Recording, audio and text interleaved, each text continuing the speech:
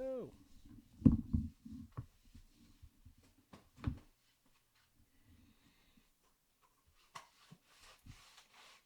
What's up, everybody? Sorry for the technical difficulties. I'm still having some technical difficulties. And from what I'm seeing is that stream status says excellent. I'm all green, but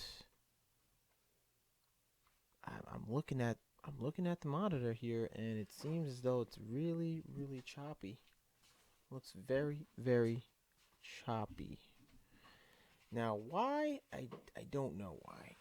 I've been trying to figure this out for the longest already. I pretty much done everything I can, and I'm not getting nothing. I'm not getting any feedback. I'm not getting any. I don't know. It says excellent connection. I have an excellent connection. Doesn't look like that, but I mean, what can you do? Computers and technology. It's like every time I come up with, I get something new, either a laptop or something, and it just gets all fuzzy, and like my connections all like if I upgraded my broadband connection, I'd still probably have the same problems. It probably wouldn't matter. I guess it's just the region I'm in. I don't know. Philip Perkins, hello, my friend. How are you? How is everything? Uh-oh, there we go. Here we go. Getting some difficulties here. Oh, never mind. Listen, sorry if it's really pixelated. There's nothing else more I can do about it. I tried everything. Nothing works. So I mean, usually my live streams aren't like all pixelated as it shows here on the screen that you're looking at right now. And just seen from my phone, it's all pixelated. From my computer, it's all pixelated. So I can't really do anything. I did my best. Okay, so we got Philip Perkins here. Actually, I'm gonna resend the notifications through Instagram. Apparently, the first live stream that I just did for this second episode of season 2 didn't really go so well. So, and for some odd reason, I'm getting some weird feedback on that. All right. So, I mean, John. Oh, it's cool, man. Don't worry. Late to the party, says Philip. Yo, what up? What's up, Teal? Poppy's here to keep you safe, Claire. Oh, God. So this is my buddy Teal Vision. He is actually a very close friend of mine. We know each other for quite some time now. We play online sometimes together on the PlayStation Network, and he goes by that name. Whoa, what happened? Blackout. Yeah, thanks, babe. She put me in a blackout for like a millisecond. So I seem not to be able to send anything to anybody. It's weird. So here's what I'm going to do. I'm going to fix this. Instagram is acting funny on me right now. Yo, Jeff Armstrong, what up, buddy? How's it going? Acting like it. Yo, William Krause, I'm doing good, buddy. I'm doing good. I'm all right. I'm doing all right. How are you, my friend? Oh, there we go. We got an error. Keyframe frequency 4 seconds or less. Currently, keyframes are not being sent often enough. Listen, I'm gonna keep getting this a lot. So, guys, bear with me. It seems Jeff Armstrong, William Krause, Phil Perkins, Teal Vision. It seems to me that my broadband connection isn't doing so well. Everything's really pixelated. I'm so sorry about that. I don't know what's going on. So what can I say? I can't fix the problem, and I can't even afford better broadband connection. Expect something in the mail, brother.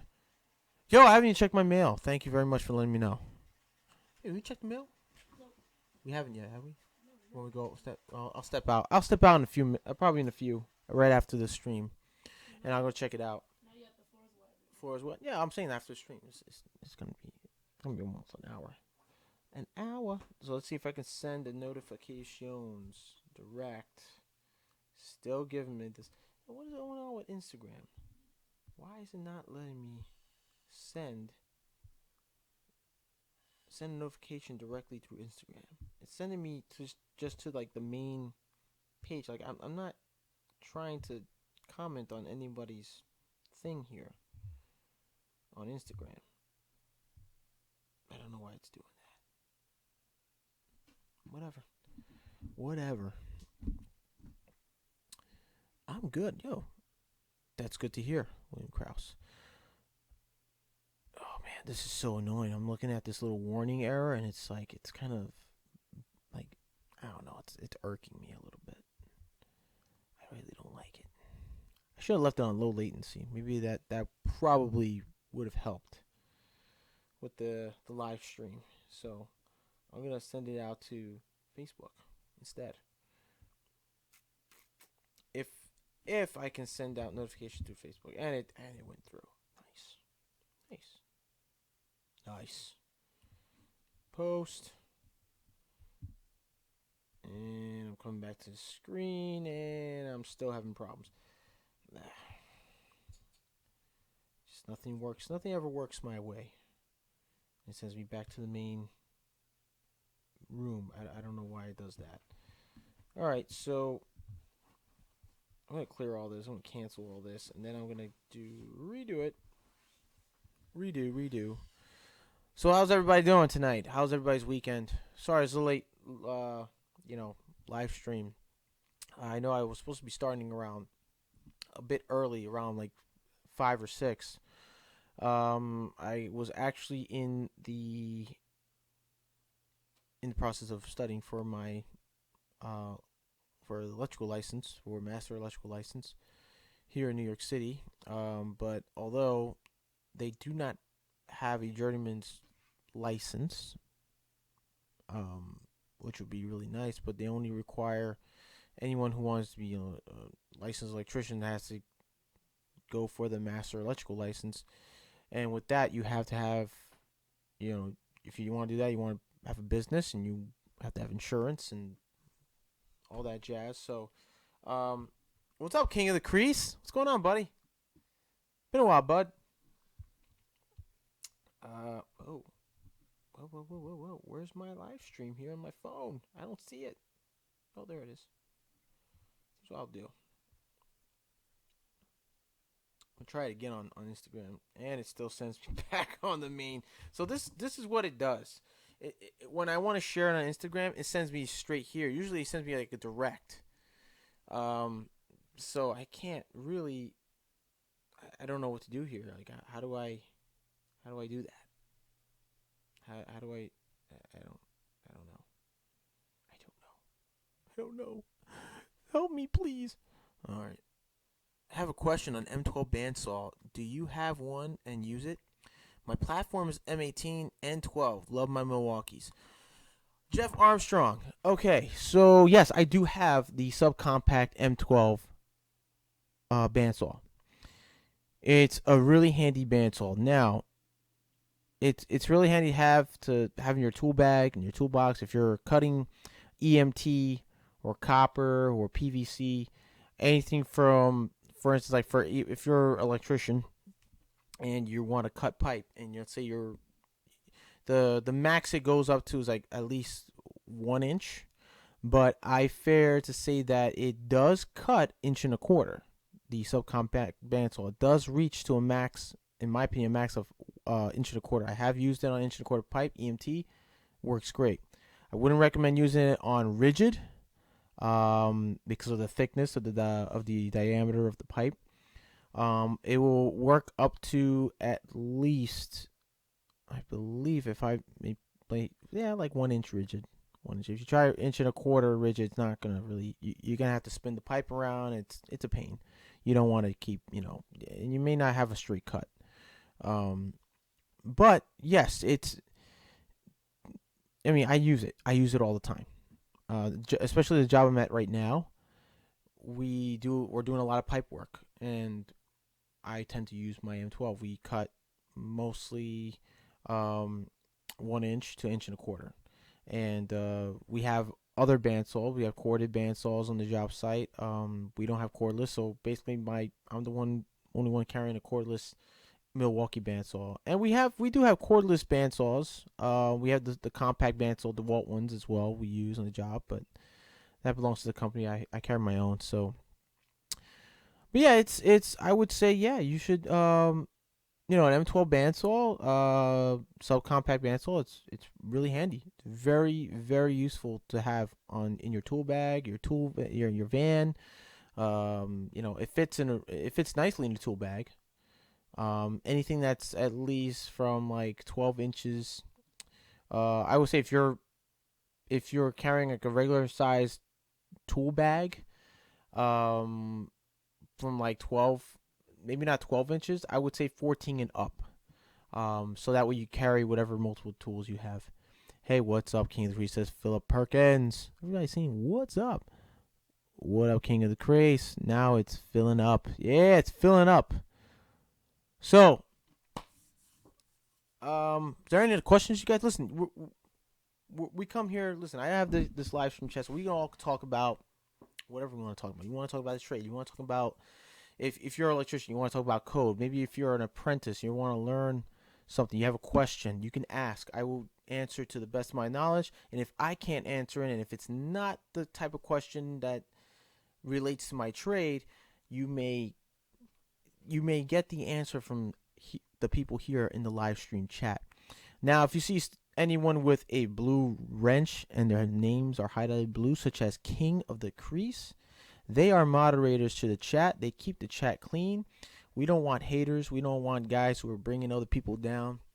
We don't want all that. So we're here to talk, to be positive, talk about the trade, talk about tools, maybe tool deals, maybe movies. You want to talk about movies? Hey, I'm down with that too. You want to talk about music. You want to talk about sports, whatever. But keep the chat clean. We don't want none of that. We don't want no bad language, no bad mouthing each other in any way. So, Jeff Armstrong, you says awesome info. I do some light conduit for access control and dock work. Think it would be good for commercial entry seal and trim. Thanks for the info. Oh yeah, you bet, buddy. You bet. I would definitely invest in a little subcompact bandsaw. They're really good.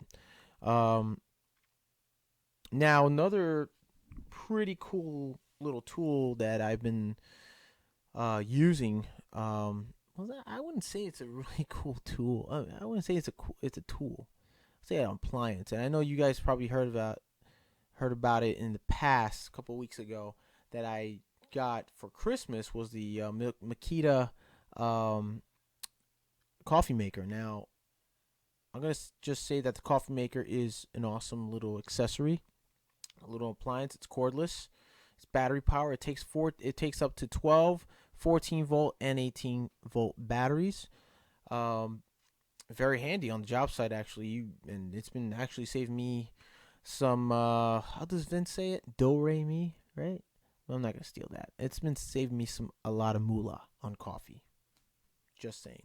Now, if you're not a Makita fan, there are other products out there that other companies and manufacturers make them. Now, Milwaukee does not make. They currently do not make a coffee maker. I'm not sure if DeWalt makes one or if I don't know the other brands, Ryobi. I think maybe Ryobi may have one. I believe they might have one. Not sure, but if you streamers out there, if you want to look it up for me, you want to throw that into the chat, go right ahead. Feel free. All right, let me know. We all want to know. Now, question is, I'm a little too close. The camera is a little too close. I'm gonna back it up a little bit. There we go. So let me know how's the stream so far, guys. So I'm getting an error now. If you guys are seeing that it's showing like, oh, you're a little choppy, because I can tell it's all pixelated and whatnot. It's struggling right now. So bear with me on that. In case I missed it, what device are you streaming from, and are you using a particular streaming and recording software? I am using Cyberlink, Ron. If you can look in the corner of the screen, you'll see it says screen recorder, right? and it's from. Hold on a second.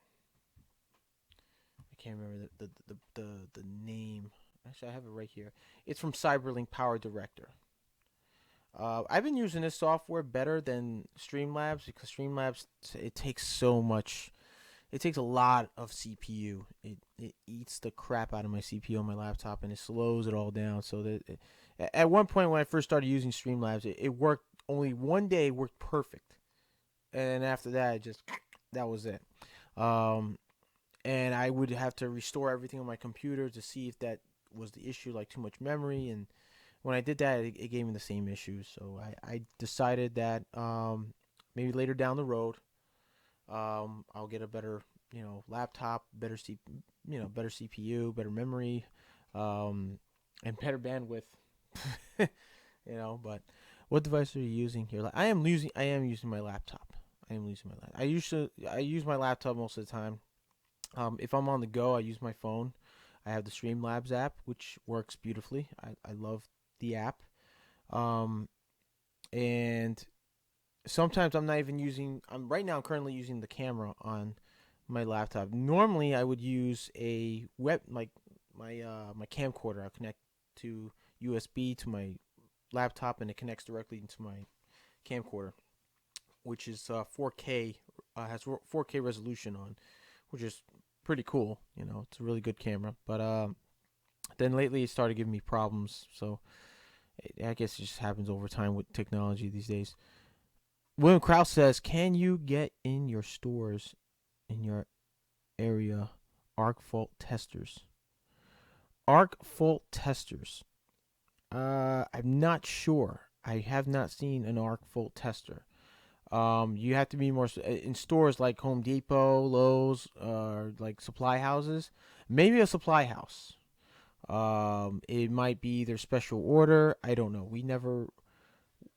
Down here we never really request for an arc fault tester, and if they are available, we don't know anything about it here in New York that they sell it. It might just be a special order for us. I'm not sure.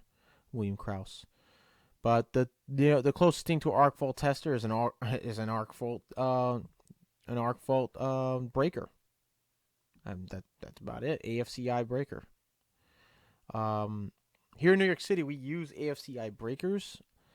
And now they're coming out with AFCI receptacles.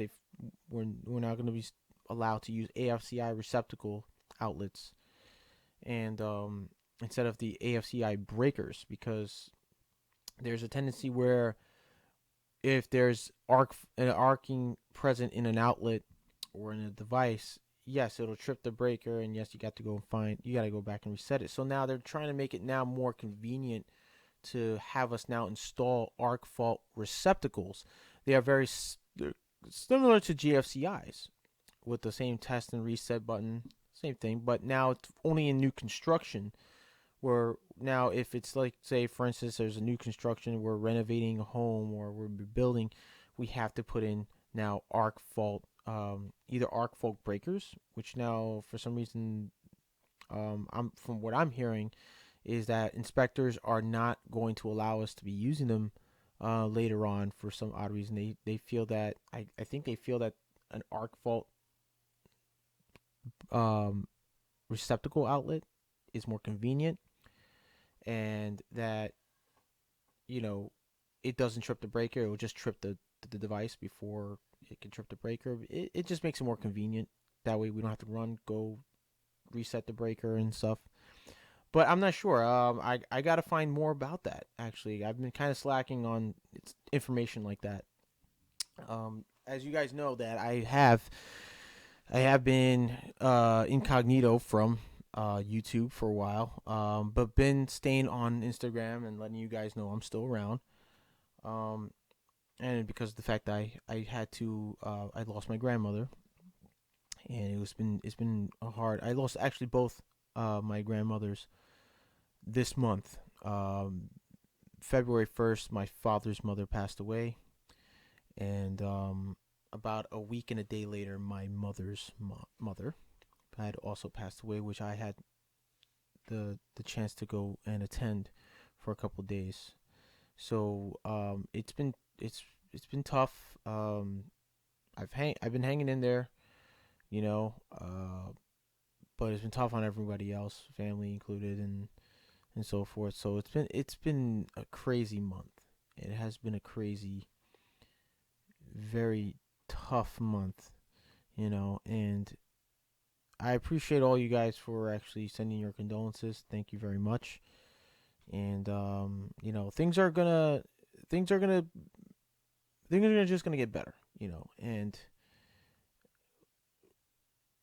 I'm hoping that my channel, you know, I'm hoping I'll still be around to keep doing live streams and doing tool reviews. Now, tool reviews, you guys are probably wondering, like, when are you gonna come out with tool review, dude? Like, when you keep saying this, keep saying that.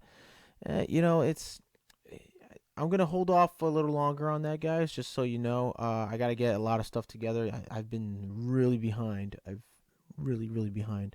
So it's gonna take me some time to kind of recuperate, which I still am doing, recuperating and trying to get things, organized up here somehow. I don't even know how I'm gonna do it. Um, and also I've been studying for um, my electrician's license. So, and some of you guys have been keeping on Instagram, you've been seeing my posts. So I'm kind of squeezing that into my schedule of things as well. So it hasn't been easy. So, but I'm glad that, you guys are patient enough, and you've been sticking around, and I really appreciate that. And appreciate you guys also spreading the word, and, some of you guys been spreading the word out about me, and that's great. Thank you. I really appreciate that as well. Let's see. Will says, "Are you still using Packout? If so, how has it held up?" So, bro, Will, I gotta tell you, man, my Packout is still holding up. It's on the job site right now. Nearly my entire Packout setup is on the job site till this day. Over because I'm working over on 42nd Street in Times Square, and there's a job site there, and it's huge. So yeah, I have my Packout there. I have mostly all my tools. Yeah, and it's doing great. It's been holding up really well. Joe says Streamlabs OBS slobs is primarily meant for gaming centric people, and so the client itself, while idling, eats some decent amount of resources of your heart. Yeah, it does. It really does, dude. No joke. Conan Man Studio is here. Good evening, Moss Child. Glad you found yourself back. I'm back. For non-gaming streamers, I suggest you use OBS. Oh, of course. Kenny Chris says, I keep a non-contact voltage detector on me every day at work. Quick way to test the That is. Listen, I have one on me on my person at all times. And I'll tell you, the thing is, it is a lifesaver.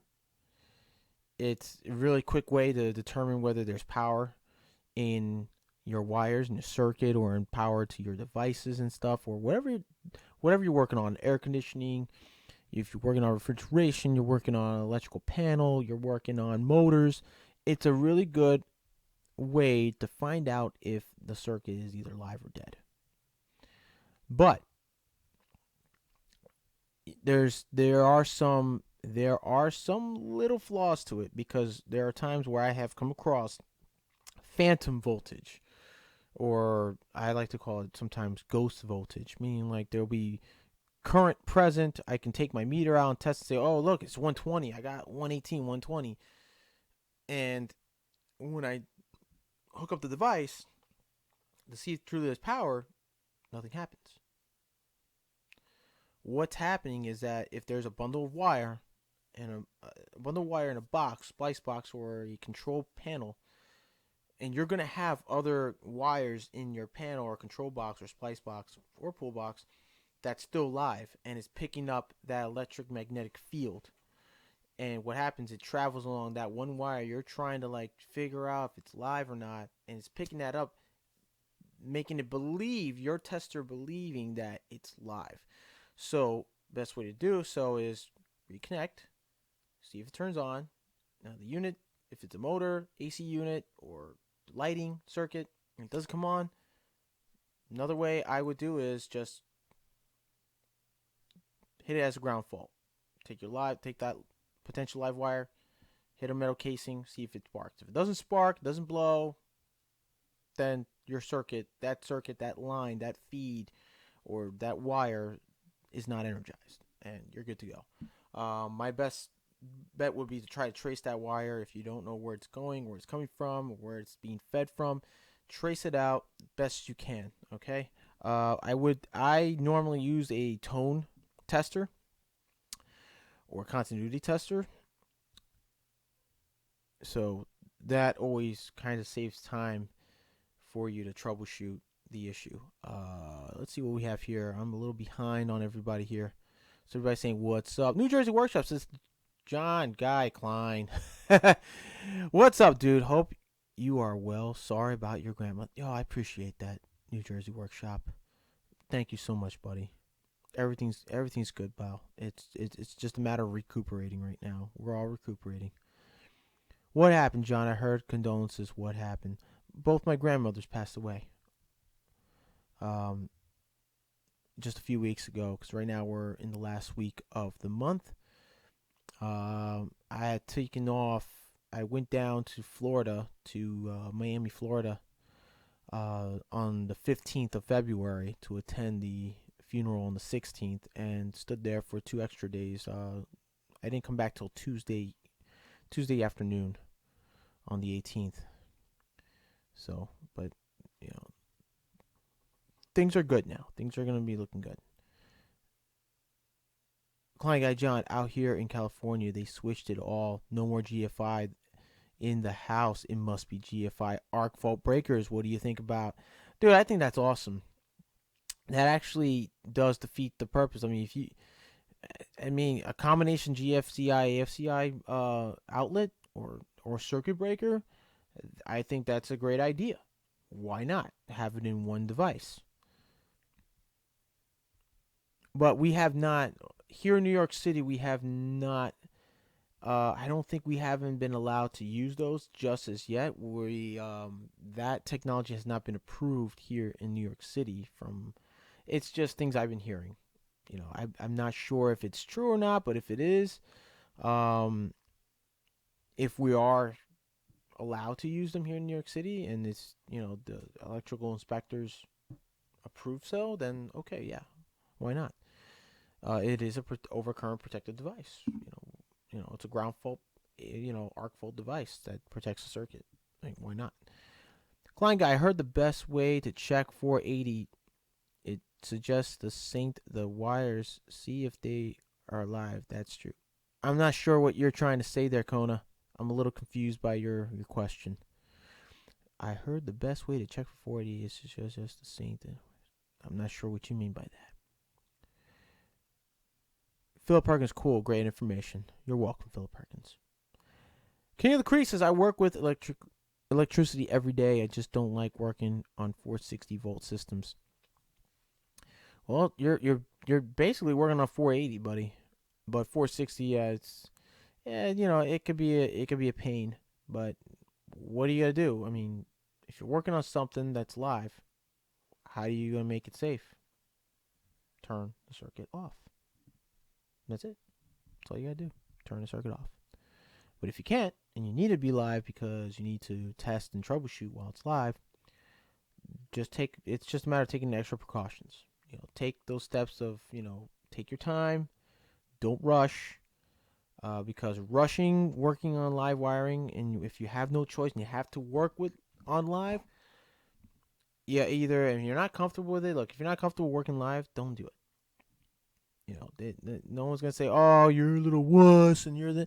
Listen, you want to come home alive. You don't want to come home not alive, like not able to come home. You don't want to be dead on the job site. So my suggestion, if you feel comfortable working live, you go procedure on how to do so. Take your time. Don't rush. Make sure you're not wearing a tool belt. Your belt full of tools, any metallic, any jewelry on you. Don't wear anything metallic and that could be conductive. That can make you part of the circuit. All right. Always carry my Klein voltage stick. I have the one with the temperature reading also. That's awesome, dude. I like those type of those multimeters. and those testers. They're really cool. I like them. Coleman says, sorry about your losses. It's always hard to lose somebody you know for your life. It's always harder on your parents, but you have to be strong to help them or for their loss. Yeah, of course. I've been me and my brother have been strong for both our parents. You know, my dad came home actually just this Friday from Georgia. He's still there for about a couple of weeks um, to say his last goodbyes, and you know they both my grandmothers are being cremated. Um, my father's mother is gonna have her ashes scattered later this year back to Puerto Rico, and then my grandmother, I believe they're keeping her ashes. I'm not sure what they're gonna do with her on my mother's side. Then I'm not sure what they're gonna do with her ashes, but I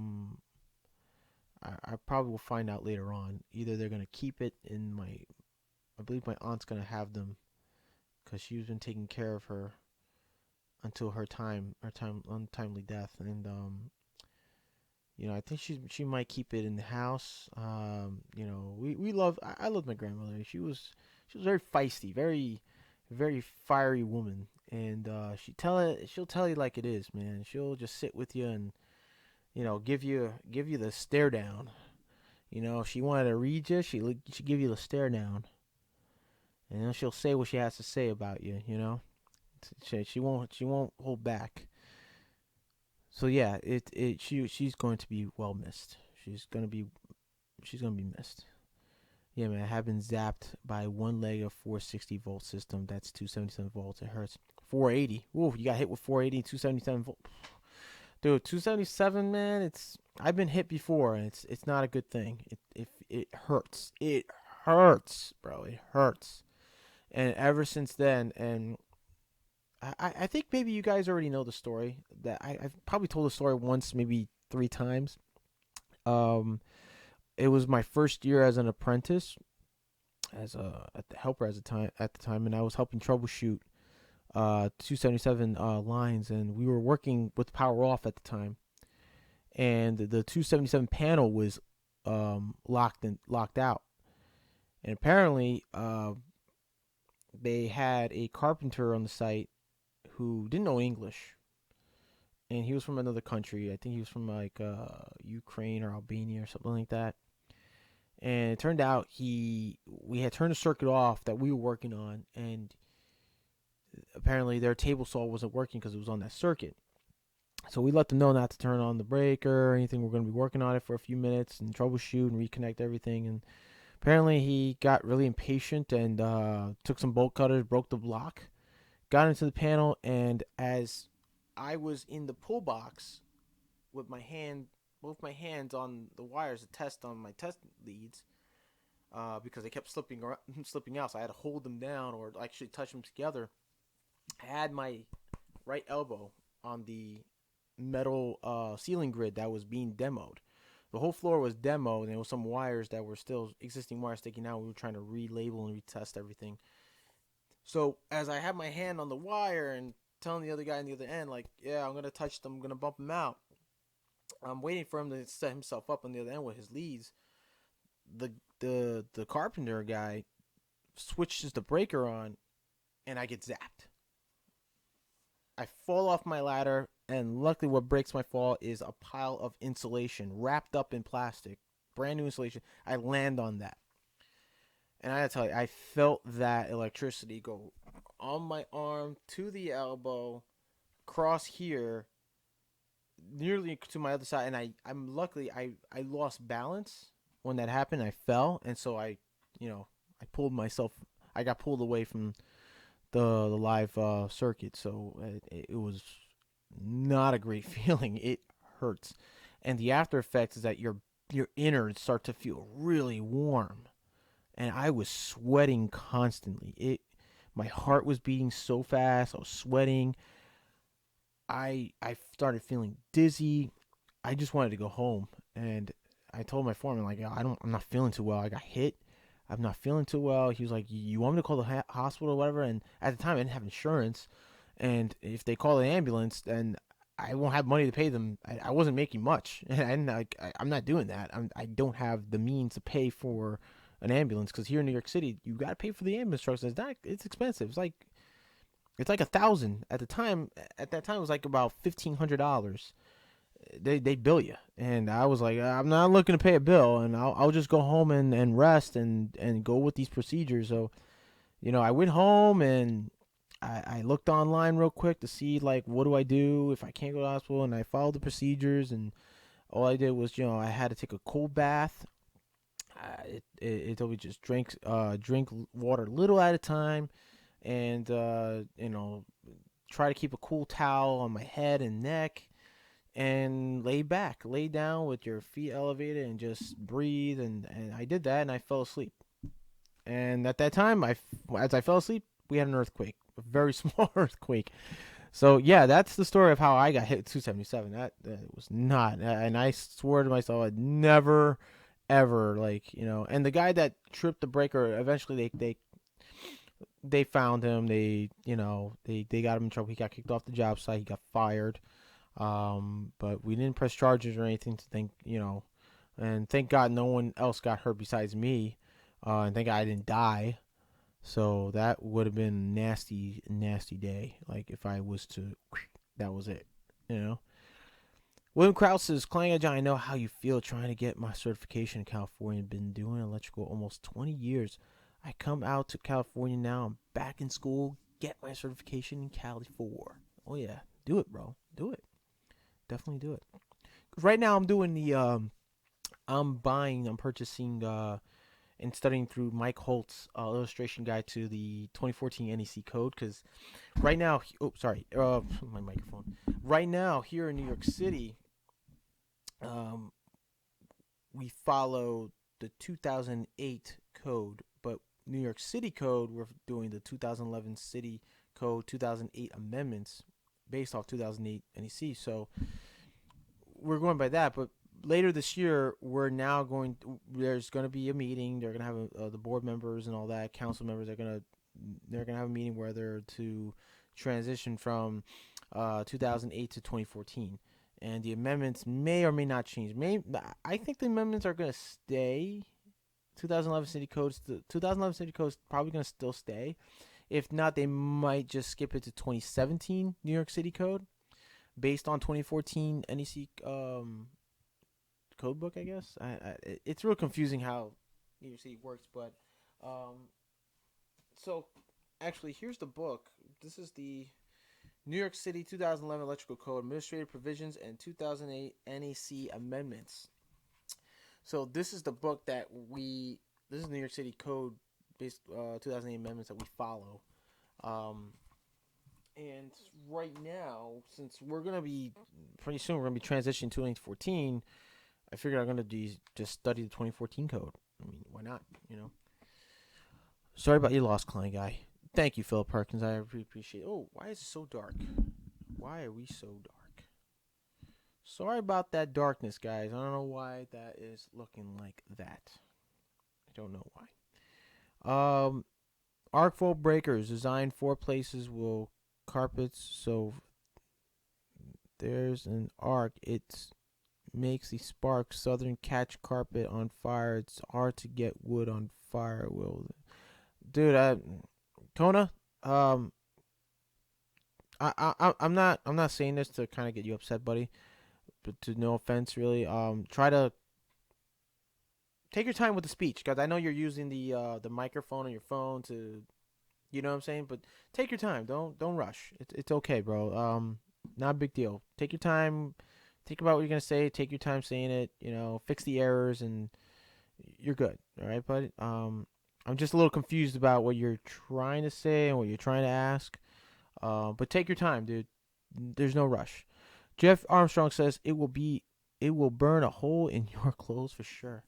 Oh, okay. I get you, because they cause arc fault breakers redesigned 4 places will carpet. Oh, so you're saying that arc fault breakers tend to catch carpets on fires? Philip Perkins, wow, that guy should have gotten in serious trouble for doing that. A real idiot. What was he thinking? Well, he wasn't thinking, dude. He was from another country. He didn't understand how things worked out here, and apparently they did not inform him too well about that. So yeah, he got fired. He obviously had to pay a fine as well. So my boss really got on top of that, and he sued the contractor, the carpenter, or I think he sued them or something like that, or got him a fine. I'm not really sure what happened. They really never explained that to me. So all I heard was that the guy got fired, and they paid a fine for that for breaking our lockout tagout. So yeah, that was it was very scary. And from there on, I had to make sure I would have to double check. So anytime I'm in a panel and I'm troubleshooting an outlet or switch or lighting circuit or whatever, I have to constantly go up and down the ladder, go back and forth to make sure no one's touching the panel, no one's near the panel. Even if I lock out, tag out, I'm very paranoid on the job site for that, because like it has happened. Like that one time could happen, it can happen again. And I'm constantly going back and forth, making sure nobody's trying to break the lock, even though they understand. Like you can never know who could be like a real jerk and do that because they feel like, oh well, I need to do my work too, so I got to break in this panel, turn on that circuit. Like you get guys out there on the job site who really are impatient, and they'll do stuff like they're really really big jerks, and they'll do that. And they don't realize how dangerous that could be for the other person working on that circuit. So bear that in mind. I mean, I till this day I'm really paranoid. I have to constantly keep checking the panel, make sure my lockout tagout device or something that I lock it out with is still there and locked away. It's just been, I can't help it now.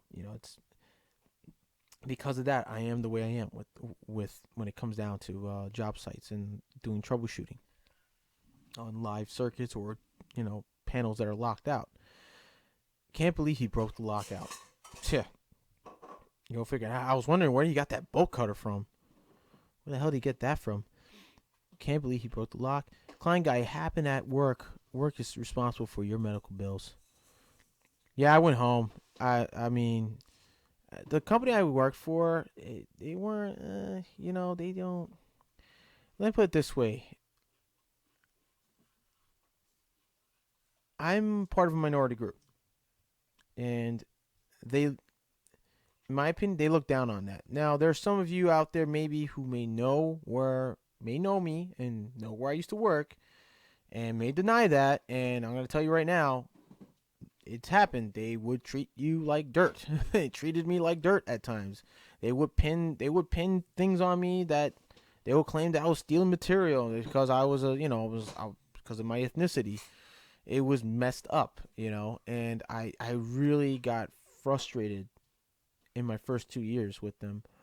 And but luckily I ended up with a very good foreman, a very good slash journeyman who was also once a licensed electrician, and he taught me so much in my last year there, and I still to this day appreciate everything he has taught me, and I wouldn't be where I am if it wasn't for him. So I still contact him almost all the time. I see him on Facebook, Instagram. So he's a really good guy. But let's see who here is William Krause says, I love working on live wire. Just be careful what you touch and what you don't touch. Wow, dude, you are very brave, William Krause. Now listen, I've worked on live wiring before because I had no choice.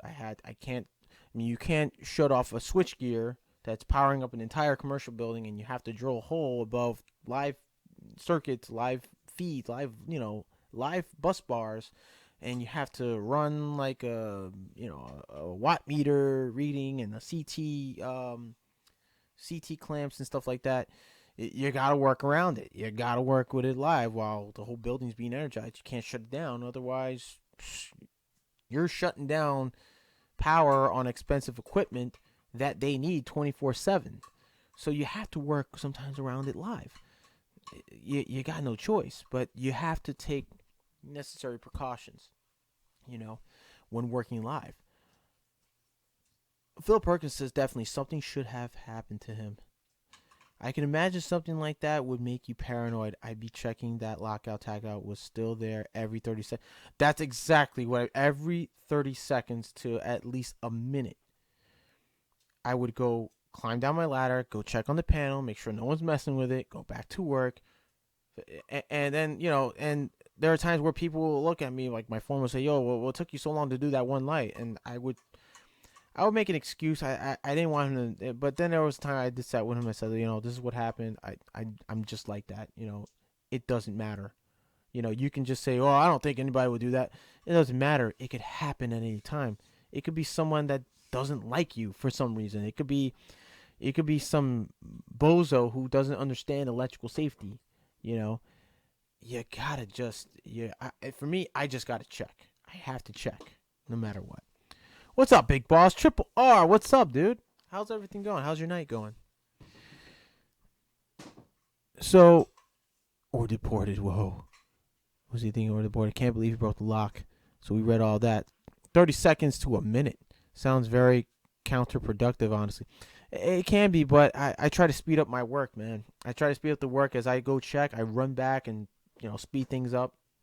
Or sometimes I'll come across where like, wire's short and I gotta go back, get more wire, run it and extend it and all that crap.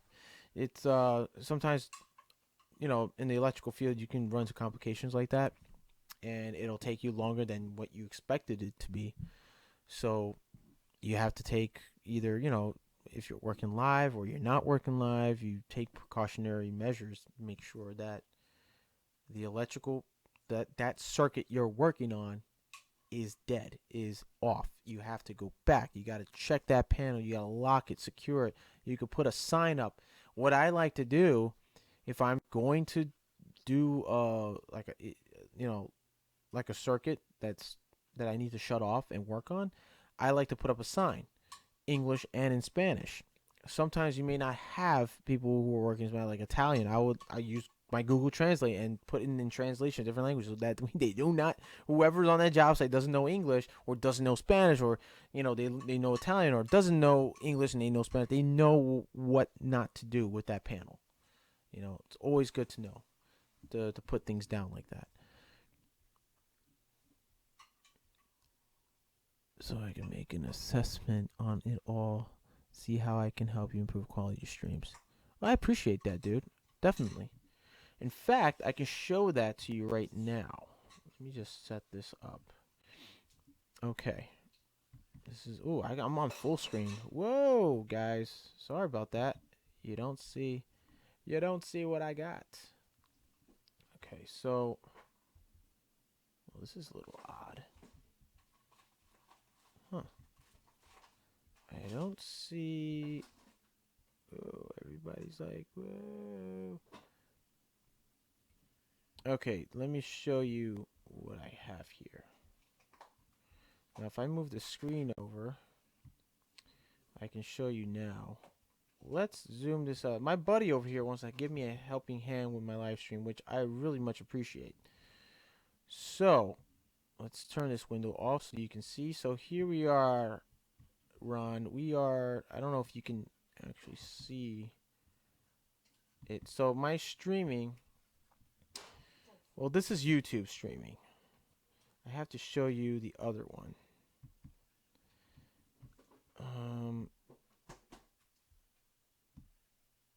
Okay, I want to close this window. As you can see, it'll say excellent connection. Then this will show up.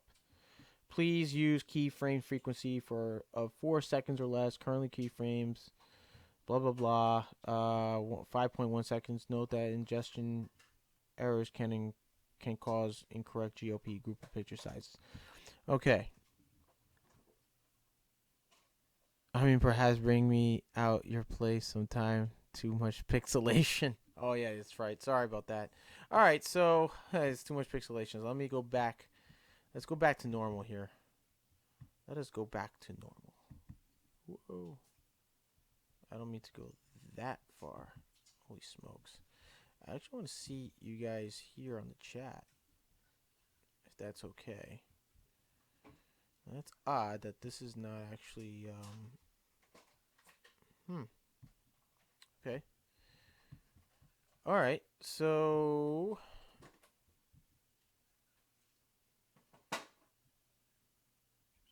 There are many electrical job opportunities out here on the West Coast. Trades are hurting for good people here in Washington State. Now, the question is, they're hurting for good people in Washington State. My thing is, how's the pay? Because here in New York City, it's $15 an hour. That's the minimum, right? And companies I've worked with, they tend to claim they're looking for a good mechanic. And you can be the good mechanic. You can know your code. You can know procedure. You know how to work things on the job site. You know how to pipe bend. You know how to do your troubleshooting. The problem is, companies can sugarcoat and say, yeah, we'll pay you this. We'll do you. You'll be a big part of our team. You're the best guy we want. You're the best candidate. When you get there, companies tend to make promises and then they don't keep them. But then if you're lucky enough, you land with a company, a very good company, very known, respected company that will promise you this amount, and they will keep that promise because they know your worth. Most companies here in New York City, electrical contractors, in my opinion, the companies I've worked for in the past, they tend to try to, you can prove to them you're the guy that comes into work early, knows what to do, knows how to do it, knows his code, knows procedure, knows safety, does everything he can, does your pipe bending well, runs a wire, can follow instructions, read a blueprint. You can do all that. And I'm speaking for myself, sorry. That, they'll tend to not want to pay. They'll say, oh, well, you're worth this. And I tell them, well, you got guys who've been doing this for longer than I have, 15 years, and they don't ground their boxes. They don't ground the panels. Nothing's grounded nor bonded. Nothing's bonded. But you hired them. You're paying them more because you say they're doing a good job, but when the inspector comes and sees, oh, look, nothing's grounded, nothing's bonded, inspection failed. I worked at a company where that happened, and I wasn't in the field. They had me delivering material for them. I was a driver delivering material. And I was begging them, let me get back in the field. Oh, you're the best driver we have. You don't ever come back to the shop with tickets. You're always on time, blah blah blah.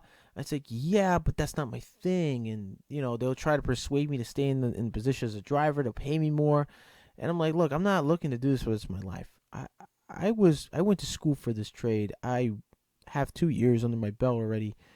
I've studied code. I know things. But then they tend to brush it off. They don't want me out there in the field. They like me as a driver. And there was a time where we had a big, huge meeting, and it was I'm not gonna say where the job site where it happened because there are some of you who may, like I said, may know me and they know what I'm talking about. And I'm not going to mention names. I'm not going to mention the organization that I worked with. What had happened was, and it was in it was in one of the buildings in New York City, one of the famous buildings in New York City. I'm not going to say which one. You can guess all you want. I don't care at this point, but it was I don't know how long we were on this job in this building for, but it was big high contract job, I guess, and I wasn't involved in that job. I delivered to that job site, but I never really worked in it. And what happened was we had a huge meeting with the bosses and all the electricians in the company, all the guys that worked, the mechanics, the journeymen, the foremans. They all got together, and the bosses were furious. And apparently, I was in there as well, even though I was a driver. Some of the guys didn't consider me as like, oh, well, you're not in the field. You're just a driver. What do you know? And surprisingly enough, the bosses got really upset, and it turned out that nothing was bonded. None of the boxes were bonded. Nothing was protected. There was no ground. Nothing. Like, that's what we failed on the entire building. The system was not grounded nor Nothing was bonded. No enclosures, nothing. And a lot of thanks, babe. She keeps blacking me out here. Uh, so it got real quiet in that meeting, and the guys were like, "Well, this happened, that." They were basically making excuses, and they passed along their excuses. It was arguments and stuff, and then the boss got really upset with the fact that nothing was grounded, and no one followed the code. And he looked at every single one of us, and he looked at us. He goes, "Does anybody know, the code for grounding and bonding? Does anybody?" And I looked around. I'm sitting in the back, and I'm looking around. I'm like, please, one of you guys just raise your hands. You guys been doing this for longer than me. You've been doing this for years. They didn't raise their hands. Buddy of mine was like poking at me. He's like, John, I know you know this. You should raise your hand. So I raised my hand like, like real scared, like I thought I was going to get yelled at or something. I was like, yeah, George, over here. And he goes, what is it, John? And I said, it's Article 250. And they all started snickering at me. And he goes, what are you guys laughing about? He's right. That's what the article is. You should guys have someone like him in the field. And I was like, oh, please don't blow me up, man. Don't blow me up. Don't blow my spot up. just don't put me on the spot. And he kind of did. And then all looked at me and he said, oh, well, okay, I'll look at it in a second. You know what? Give it to me, babe. I get it right now. Okay. And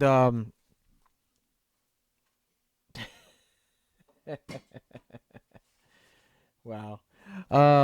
So anyways, let me get back to that story. All the guys were looking at me, and one of them was like a really young kid who was a foreman. He's been doing this since he was 16, and he looked at me and he goes, like, but you're a driver. What do you know? And I was like, apparently more than you. If you don't know the code, So that it was a little embarrassing. Like I looked around, I'm thinking to myself, these guys must know a lot more than I do. They must know code, and apparently none of them did. Like grounding and bonding is Article 250 is the most easiest thing to remember in the code book. The easiest article to remember. Code rule. Like, really? But okay, apparently that's what they're paying for. So I didn't stick around. Just making sure I didn't stick around with the company too long, and I had a better opportunity come my way, and I went for it. Thank you so much, Kona man. Thank you so much. He says, don't forget, press the like button, everybody. Teal says, not now, brother. I mean, perhaps bring me out to your place sometime. Too much pixelation. When can I go visit?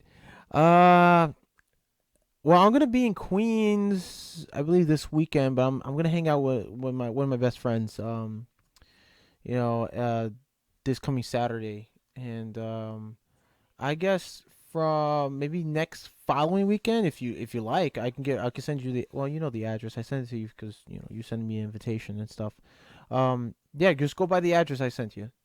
It shouldn't. I mean, from where you live, it might take a little longer. I mean, you live pretty far up in Queens, so I mean, it's up to you if you want. I don't have a car, dude. I'm sorry, but get back with me on that. We'll definitely talk more about that. Candy Creek says the trades in general are all hurting every state. We are all. You're absolutely right. What it is that the construction trade in general, we're still suffering. We're still suffering a recession. We're still suffering from the recession in the trade and construction in general. All the trades. We're still suffering a recession, and that's what it is. We haven't recovered yet. So it's, even though there are companies that are lucky enough to make good money, majority of construction businesses and contractors, we're still suffering from that. And it's a dog-eat-dog world, when it comes down to it. That's true, says Jeff Armstrong. These millennials, King of the Tree says, these millennials want to sit behind a computer all day, not do physical work in the trades. Well, believe it or not, the trade, a lot of kids who are graduating like college and stuff and getting degrees, and then they're staying with their parents and stuff like that. If you look at the numbers, if you Google the numbers, a good vast majority of college students are now switching over to the trade to make quick, easy money in their perspective. Um, and it is kind of easy money in a sense if you think about it. Why? A lot of kids who are coming out of college and they're not looking for jobs. They go for a PhD or they go for a bachelor's in like sociology or psychiatry and they're having a hard time finding work, and then they got to pay all these student loans back. It's a pain. So a majority of them, a big percentage are switching over to trade, like being a plumber, electrician, carpenter, HVAC tech. They're switching over so they can pay their student loans. Um, but yeah, I mean, it's good to know a trade. You don't want to pay a guy who's gonna charge you X amount of money to fix your light switch, your light fixture, or your car, or your heating equipment. If you know how to fix it, you can do it yourself. It's just a matter of getting the parts. That's it. Um, let's see. What did I miss? King Crazy. I started late in the trades, but I'm glad I got into it. Well, you know what, King? I got 20 years in now. That's awesome, dude. You know what? I congratulate you, King. You're doing a really good job at what you do. And look how far it's taken you. It's taking you far, man. And it's going to keep taking you. Triple R says, your service is not good, bro. Yeah, I know. It's terrible. It's really terrible. Very terrible. I mean, what can I do? I gotta get better. I'm probably gonna have to upgrade soon. I will. Don't worry. William Crass says, you know more a a hire. Damn, you're brave fishing New York. Brave fishing New York. It's not easy, dude. It really isn't. Especially when it comes to trade here in New York City. It's how can I put this? For some it's easy, for most it's not. I'm just gonna say it that way. Conan Man Studios says, Klein guy, look at RR Builder. He has college. He talks about it. Then he made a choice. He's doing pretty good for himself. I'll check him out, dude. RR, huh? RR Builder? Sounds pretty cool.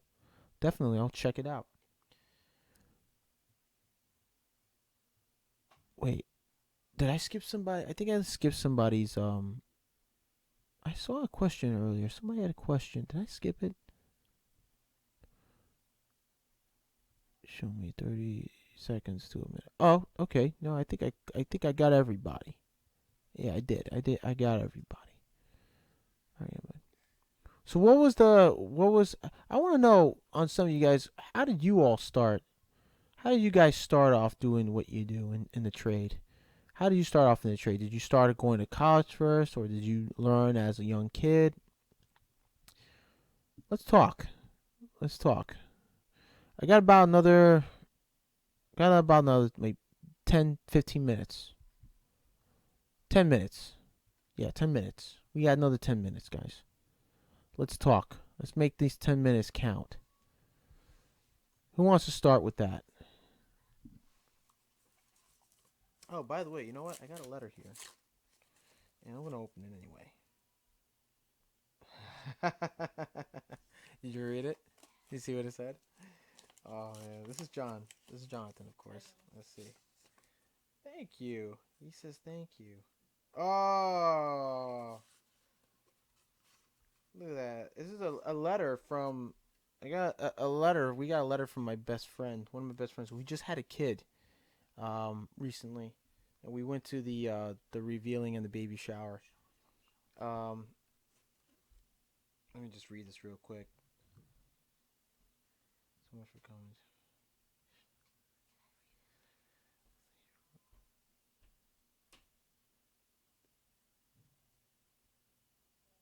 Oh.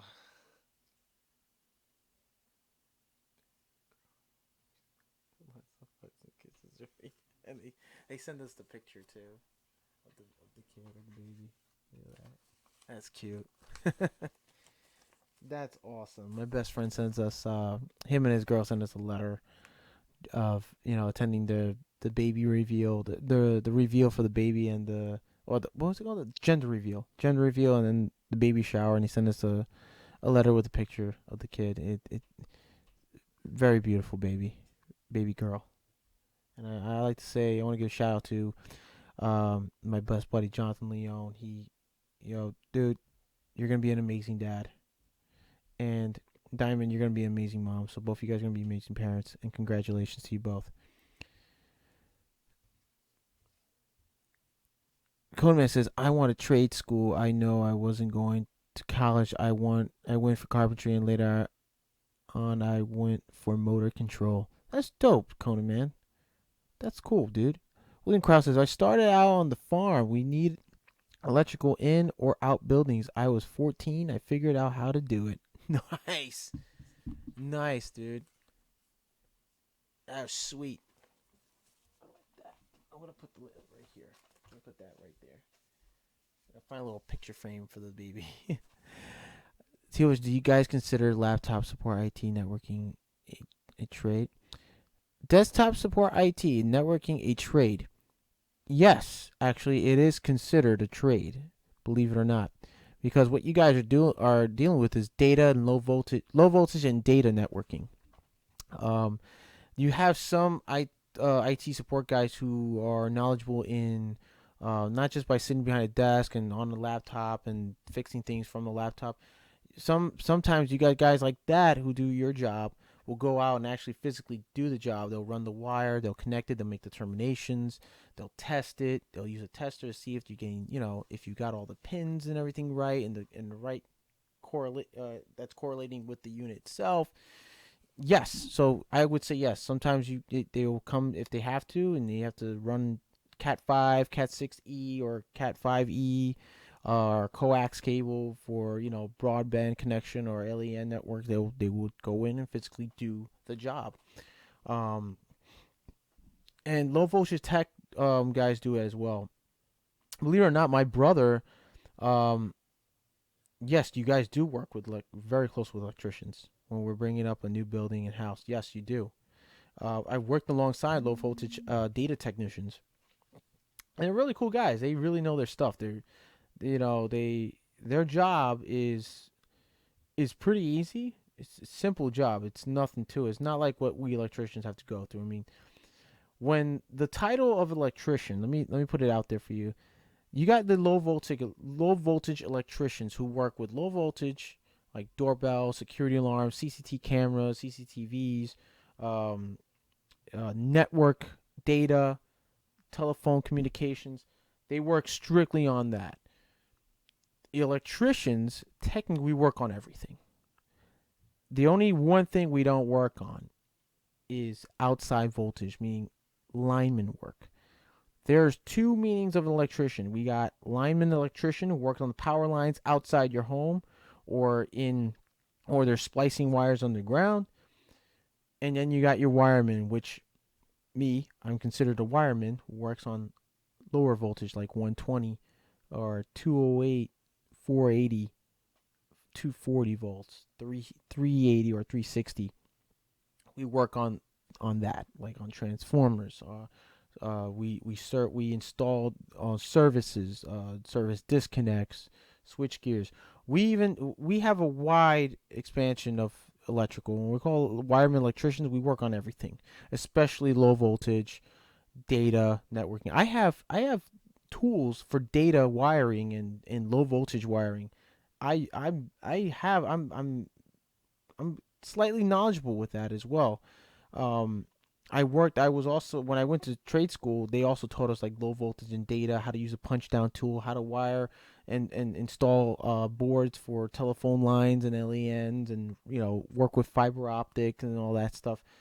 So or PLCs, program logic controls, that work on low voltage, like 24 volts or 15 volts or 12 volts, and that communicate with computers and towers. And we worked on I was taught how to terminate, splice, and make connections with Cat 5 cables and R11, using R11s and RGB6 coax, all that stuff. But we didn't get to I didn't get to the deep core of like data, data work and stuff, because I'm still learning as I go. I want to learn everything as an electrician, as a wireman, to do all the aspects of anything dealing with electrical. Whether it's telephone poles are really old. Yeah, they are. We work on those too, and it's not linemen's. Now, back in the days, way back. I mean, like when DC current was out and they started using like Morse code and they had to use telephone lines. They had telephone linemen. Um, they just worked with telephone wiring, telephone cables to communicate in Morse code or the old-fashioned telephones. Um, they were like the first linemen until DC current was introduced back in the late 1800s with Thomas Edison inventing the light bulb and bringing the idea of DC current to run across all around New York City and provide electricity. And they needed linemen. They needed linemen to work and do that, electricians to do that. So that's what they were for. That's what they called linemen electricians. Um, Jeff Armstrong, we work with many '06 low voltage Sparkies. Most phones today are voice over IP comms. Correct. That is correct. These days, that's what we work on as well. Conan Mansui says, "What do you call control panel builders? We deal 480 download low voltage. We have to deal with UL most of the time. Call control panel builders. I would say, I guess you can just say they're. I guess you can just call them that. I mean, there is another word for it. I just can't remember. It slips my mind a lot. Installers. I just call them installers. They don't really run cable. They just, they fabricators, electrical panel fabricators. They build from scratch. Yeah, I guess you can call them fabricators. That's all about that. That's the only word I can think of. Teovich says, so I just need to put in a data switch for them to connect to, and the switch itself runs on AC power. Oh, yeah. You have to like use a what do you call those? Are they called toggle switch these days? I guess you can call it a toggle switch, but it's one of those fine, smooth type toggle switches you find behind like those little modems or routers that turns on the power as like an emergency switch, and it basically just turns the power on and what it is in those little boxes they have in those circuit boards, they're rectifiers. They basically turn line voltage 120 coming in into a low voltage like like 12 volt 12 VDC or 15 VDC or 6 VDC or 8 or 9 VDC volts. That is suitable for that equipment to power and to receive and give out signals back and forth through low voltage communication cable and data. William Krause's Cat 5 cable is yesterday. Nas Cat 6 up to Cat 8. That's a whole new ball game. Yeah, actually I have what I'm currently using right now. I hardwired my internet connection to is I believe I have it right here if I can read it. It is a Cat 6A 424. So 4-pair 24 wire. So it's I'm sorry, it's a 4-pair 24 gauge Cat 6A. That's what I'm using. So it's supposed to give like better quality and speed and best connection to your devices or your laptop, computer, all that sort of stuff. Cat 6 cabling is very dependable. It is dependable. I'm using one right now.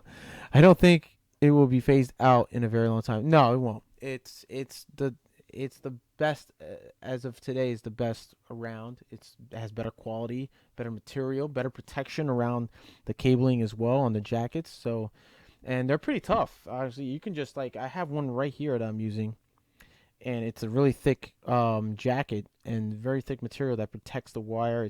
It's well built. It's well designed. So even Cat 5 is good, but easily damaged. That's correct. It is. It does damage very easily. Very easily. So anyways, guys, I gotta end it right now tonight. I know it's all pixelated. Yeah, like, you're like, oh, we can barely see you, client guy. You know what? Till next time, guys. I gotta get going. It's getting a little late. It's 9:44, 9:45 p.m. Tomorrow's Monday, guys. All right. It's been great chatting with you all. I really appreciate you, everybody being here. Yo, how many people we got here? 5 viewers? Oh, 5 viewers. That's okay. That's all good. Don't worry. I'm not offended. Even Cat 5 is good. Shielded Cat 6 is what I use because some of the clients are dentist offices. Yes, because they require shielding around the cables so that you don't get any other interference from other equipment. They don't want that because it screws up the data.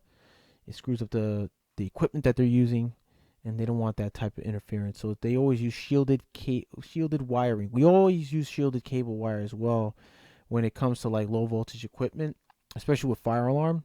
Depending on the equipment that we're using or devices that require like 16 gauge shielded, single pair 16 gauge shielded, or 14 pair single pair 14 gauge shielded.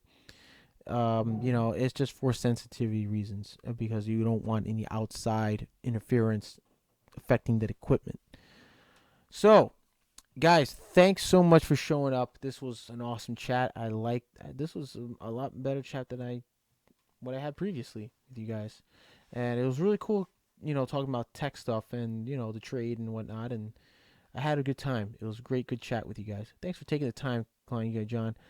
Have a good week. On site at 4 a.m. for me. Well, I gotta be up at 4 a.m. and be on site by 7 a.m.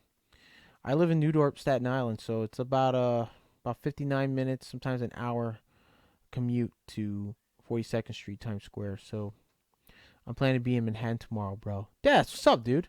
Let me know. I get off at I start from 7. I get off at 3:30. Let me know if you're around. All right, guys. Thanks for being here tonight. Thanks for hanging out with me. This has been awesome. So stick around. It's gonna be more Sunday Funday Q&A every Sunday at 5 o'clock this time because I was supposed to start at 5 and I didn't. I got a little tied up. So 5 p.m. is the new time. 5 p.m. to 6. Also, wait, I'm planning to be okay. I read that part already. Why am I rereading what you guys are saying?